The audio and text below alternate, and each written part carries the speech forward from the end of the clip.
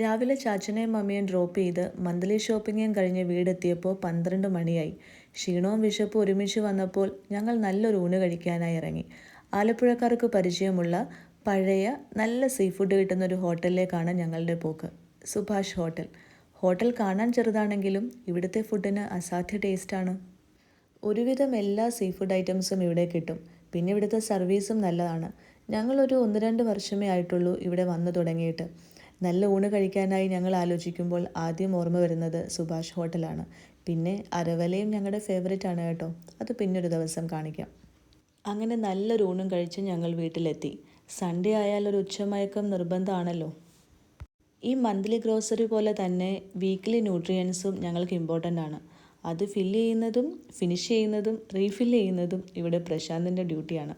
ഇന്നെന്തായാലും നേരത്തെ കിടക്കാമെന്നോർത്ത് ഞങ്ങൾ നൈറ്റിലെ മൂവി പ്ലാനും ഡ്രോപ്പ് ചെയ്തു. ഈ ഗ്രോസറി ഐറ്റംസൊക്കെ അറേഞ്ച് ചെയ്യുന്നതും ഫില്ല് ചെയ്യുന്നതും എൻ്റെയും മമ്മിയുടെയും ഡ്യൂട്ടിയാണ്. ഇവിടം വരെ എത്തിക്കുന്നതേ ഉള്ളൂ പ്രശാന്തിൻ്റെ ഡ്യൂട്ടി.